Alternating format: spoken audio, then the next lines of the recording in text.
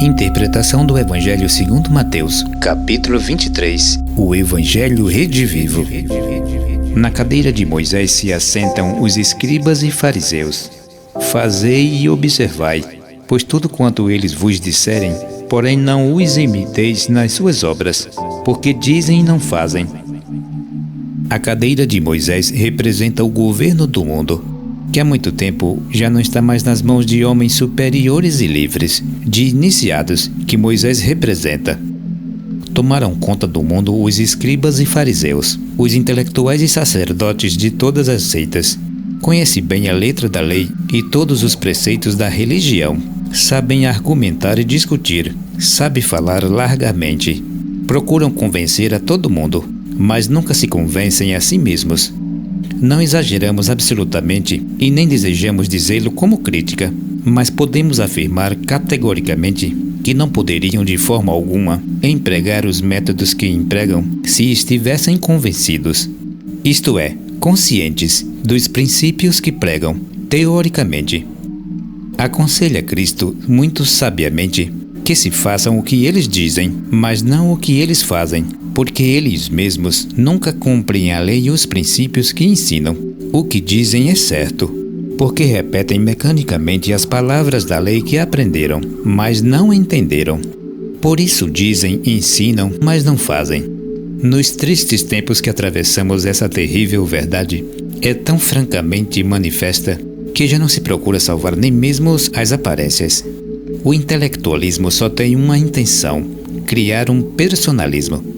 É o seu único objetivo real, embora pareça às vezes dedicar-se aos interesses superiores da humanidade. O sacerdócio não passa de profissão rendosa, e o que se defende não são mais os interesses espirituais da humanidade, mas sim os interesses muito particulares das castas e das seitas, os privilégios e as honras mundanas. Atam os fardos pesados e põem-nos sobre os ombros dos homens. Entretanto, eles mesmos nem com um dedo querem movê-los. Indiscutivelmente, Cristo diz uma terrível realidade.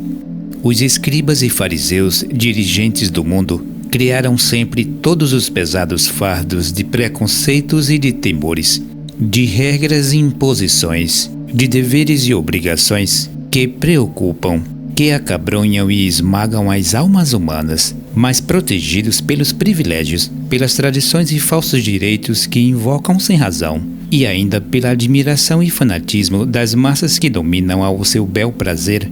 Habilmente se esquivam os escribas e fariseus de ajudar a humanidade a carregar os pesados cargos que criam, nem mesmo com um dedo, como bem diz Cristo.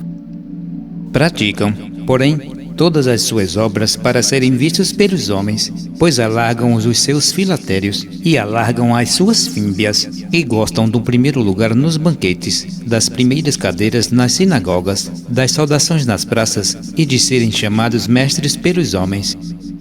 Havia certamente razão para que Cristo não fosse absolutamente apreciado pelos escribas e fariseus daqueles tempos, que por fim o condenaram. O que é preciso notar, entretanto, é que em todos os tempos e ainda hoje, continuam a odiar Cristo e a condená-lo. Há uma coisa que os escribas e fariseus não admitem, é que se diga a verdade sobre a sua situação.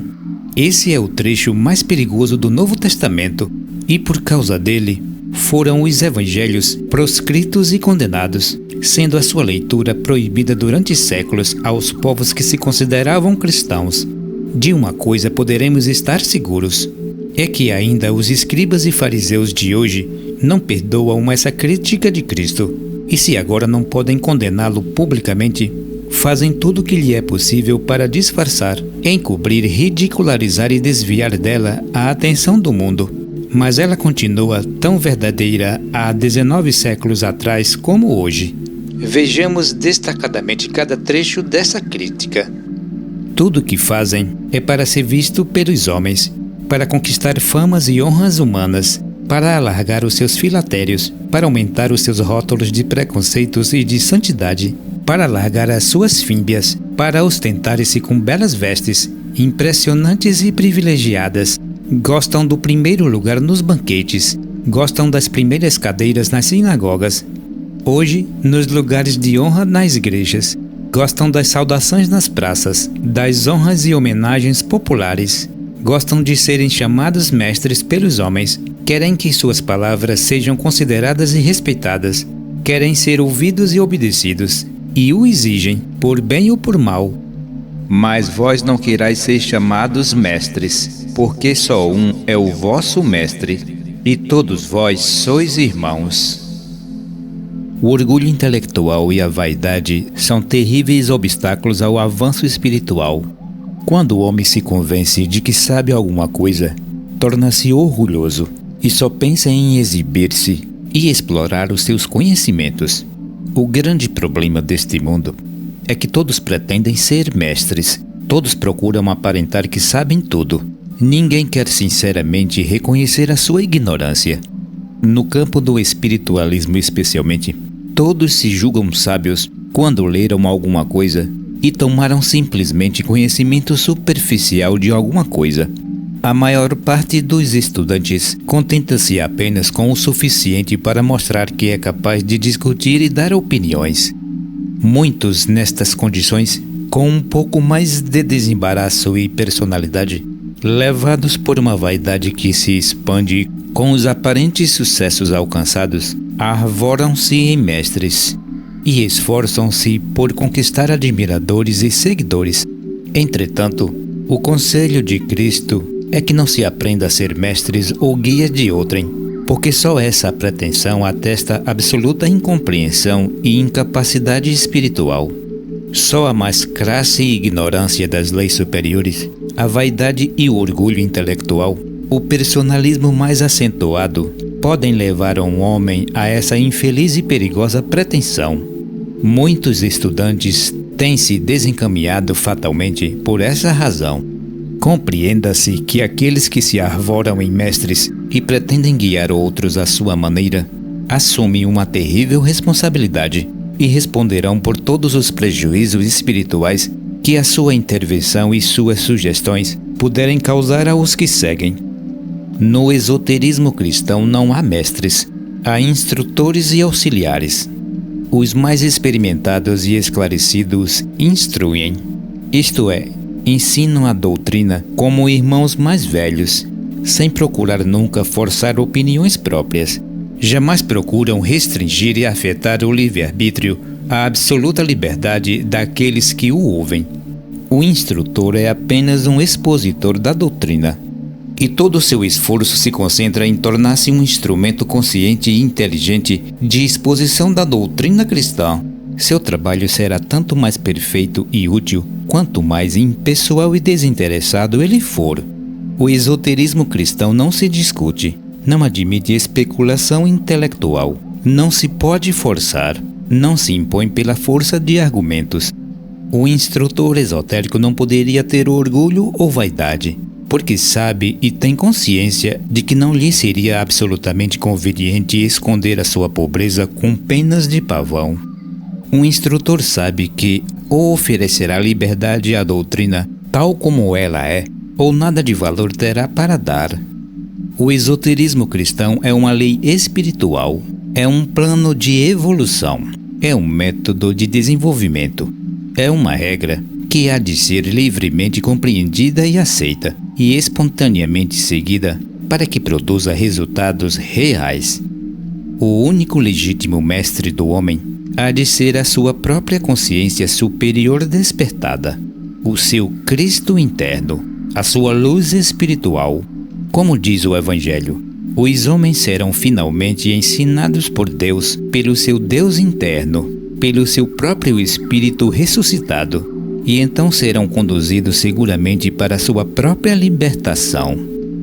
Mas o maior dentre vós será o servo de todos.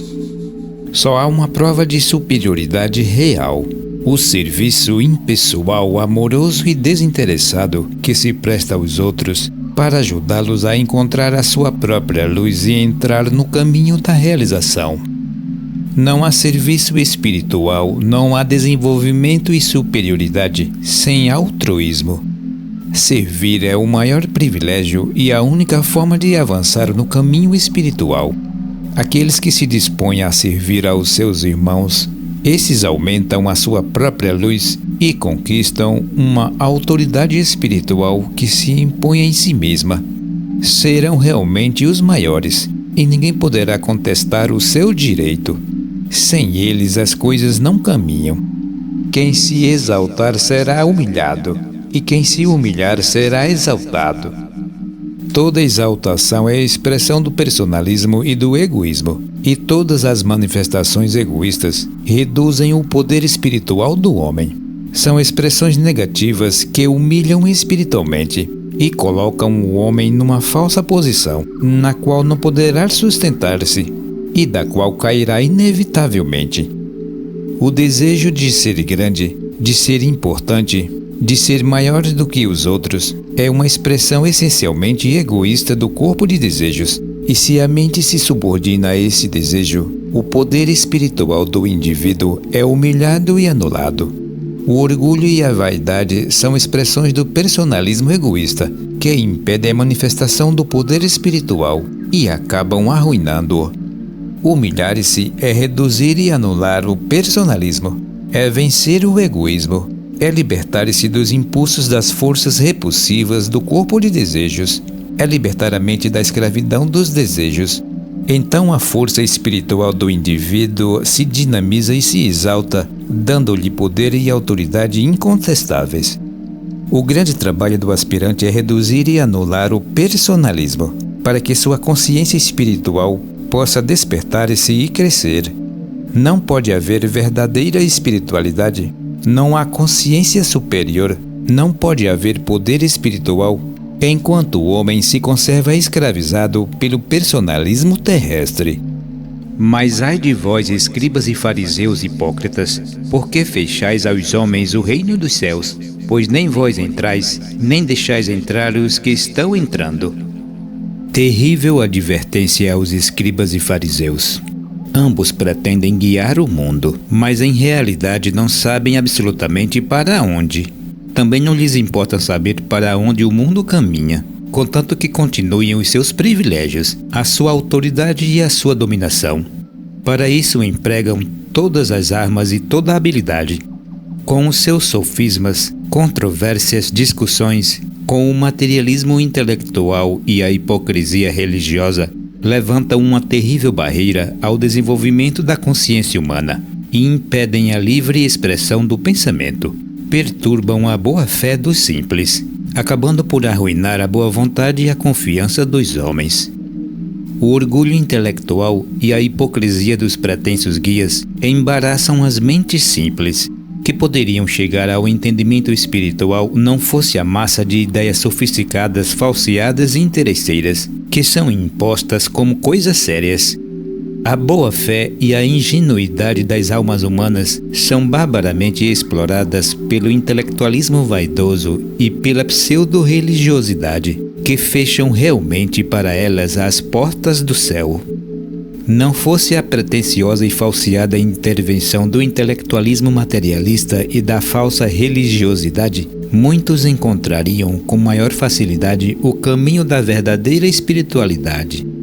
Ai de vós, escribas e fariseus hipócritas, porque rodeais o mar e a terra para fazerdes um prosélito, e depois de feito, tornais em dobro mais filho da Gerena do que vós. Para conseguir prosélitos, para fazer adeptos, o intelectualismo e a pseudo-religiosidade desenvolvem todos os seus esforços. Com refinada astúcia e habilidade, lançam suas redes de ideias, de sugestões, de propaganda, de exaltações sobre o mundo e colhem muitas almas. Mas as almas simples, de boa fé e esperançosas, ainda inexperientes, apanhadas no torvelinhos dessas ideias, dessas sugestões e dessa propaganda, desses preconceitos e imposições, perdem a liberdade e a capacidade intuitiva de se caminhar para a verdadeira espiritualidade. Tornam-se maníacos, fanáticos na defesa das falsas ideias e princípios preconcebidos que lhes incutiram sistematicamente. Tornam-se instrumentos cegos dos seus guias, os escribas e fariseus, e mais do que eles, entregam-se às forças da fatalidade. Gehenna era um lugar do Vale do Inom, em que se oferecia sacrifícios humanos.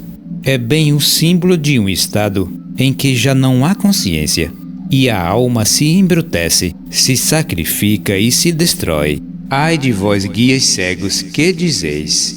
Quem jurar pelo santuário nada é, mas quem jurar pelo ouro do santuário fica obrigado ao que jurou. Pouco interessa aos escribas e fariseus que os homens aprendam realmente, ou levem a sério as suas doutrinas, pois não dão o menor valor aos compromissos assumidos em nome do santuário e dos seus princípios. Mas o que não toleram, não admitem e não perdoam é que se deixe de cumprir os compromissos feitos em nome dos interesses do santuário, do seu ouro, dos seus negócios. Pouco lhes importa que se abandone ou se esqueça os compromissos doutrinários, que viva como se quiser, contanto que se continue a sustentar e garantir os interesses financeiros das vastas organizações que fazem do intelectualismo e das religiões grandes negócios. Ai de vós, escribas e fariseus hipócritas, porque dizimais a hortelã, o endro e o caminho, e tendes negligenciado os preceitos mais importantes da lei, que são a justiça, a misericórdia e a felicidade. 3 coisas os escribas e fariseus não saberão nunca: o que é justiça, o que é misericórdia e perdão, o que é lealdade. Mesmo que chegassem a compreender estas coisas, nunca se resolveriam a respeitá-las. Para os escribas e fariseus só é justo o que lhes interessa. Não terão misericórdia e nunca perdoarão aos que não concordarem com os seus interesses particulares. Não serão leais a um princípio, senão enquanto lhes convenha. Sabem usar largamente com muitos temperos, com que encobrem o gosto amargo e a ruindade dos elementos mentais e emocionais que oferecem e obrigam outros a agir. Guias cegos que coais um mosquito e engolis um camelo.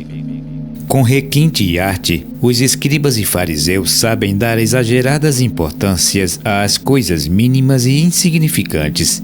Com fina sutileza, sabem tratar as minúcias e particularidades mínimas das pequenas coisas, que em realidade não têm nenhuma importância, mas nem sequer tocam nas grandes questões realmente sérias e importantes.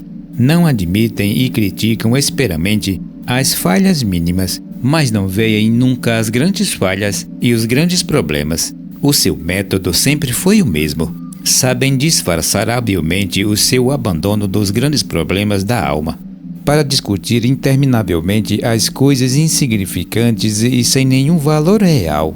Procuram unicamente salvar as aparências com excessivos e exagerados cuidados nas pequenas coisas.